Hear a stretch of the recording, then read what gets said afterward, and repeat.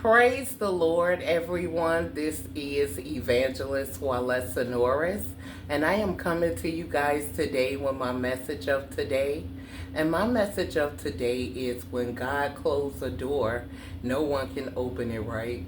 When God opens the door, no one can close it. Now, I'm speaking on this because so many times, right, we work hard to have or keep different things in our life, right, that maybe God is trying to close out, right, or when new things come in our life or new people try to enter our life, right, we're unsure about if it was sent from God. We do know that God sent people in your life and Satan sent people in your life. Now, when God closed a door, which I'm going off the story of Hannah, if you are a Bible reader, back in the day, right, she was married to a guy named Elkanah, and he was this rich king, right? He had everything in the world, had all the money in the world, and he favored Hannah, right? He gave her everything she wanted, everything, money, jewels, clothes, but he had a second wife. Now, that wasn't strange back in the day, right? People had more than one wife. In this day and age, right, not a lot of people is going for nothing like that, right? With two spouses or two women or two men. We don't play that in this day and age. But back in the day, it wasn't unheard of to have more than one wife. So Elkanah, he favored Hannah, right? He loved her beauty. He loved her spirit. He loved her wisdom. He loved everything about her. And he favored her over his other wife.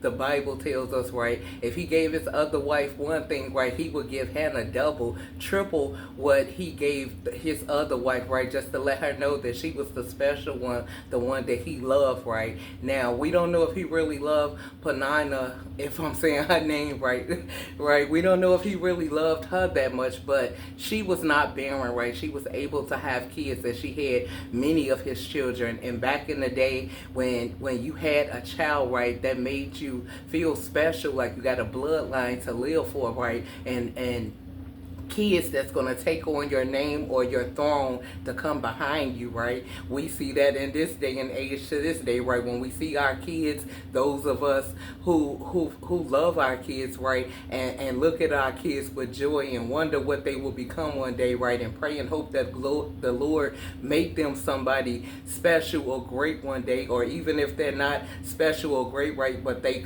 become a good citizen in this world. So that's what Elkanah wanted most, right? He wanted his name to live on, his legacy to live on, his children to be happy and healthy. Hannah could not have kids, right? Now, we don't know, right, why God closed her womb, but the Bible tells us that God closed Hannah's womb, right? He made sure she didn't have kids. Now, when God closed the door, like I said, no one can open it, right? So God closed her womb. Now, we don't know if she was too spiritual, right? We do know she was beautiful. She had a good spirit. She was a good person, right? But the Bible don't talk about her going to God until she faced this problem, right? When she realized that she couldn't give her husband a child, nothing he can give her in place of her not having kids worked for her, right? She was like, no, I want a child. His second wife was taunting her and mocking her and laughing at her, and she knew that she had a hold on him because he loved her kids that she had by him, right? Not so much her, but she knew she had a pull on him because he loved the kids that she bore for him, not just her per se, but he loved Hannah with an everlasting love, right?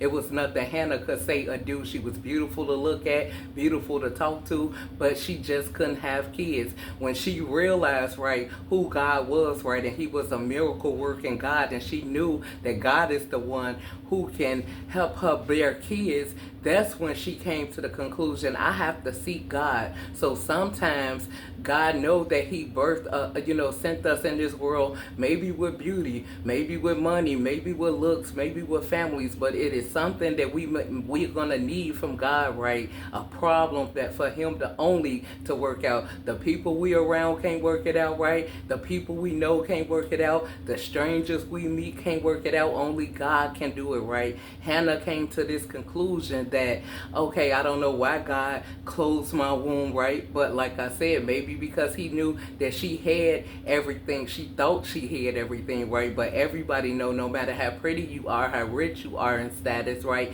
How broke you are, how little you have, right? We all need God, right? Because he is the one that birthed us in this world. And when problems and troubles come, God is the only one who can get us out. It's going to be some things that we face in this life, right, that our family and friends, no one can help us with. If God don't do it right, it can't be done. And this is a problem that Hannah faced, right?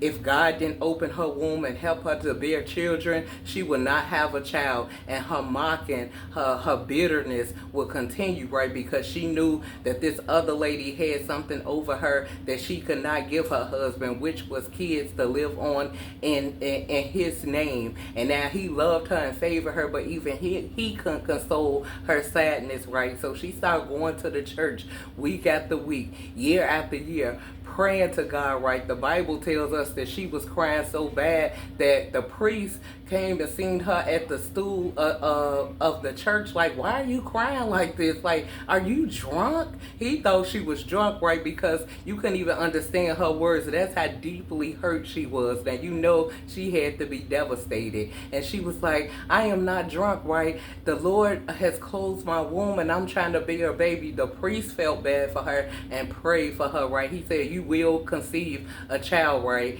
So she left out of the church after she had been going day after day, week after week, year after year, and finally it happened. She got pregnant from her husband, the one she loved and she knew loved him, and she silenced her mocker, right, the one who was making so much fun of her. So sometimes when God allow us to face trouble sometimes and people come against us, right, and we may look like we don't have nothing or nothing will be done and we don't have nobody on our side, like Hannah experienced, right? God shows up and turn our situation around. He will silence your mockers.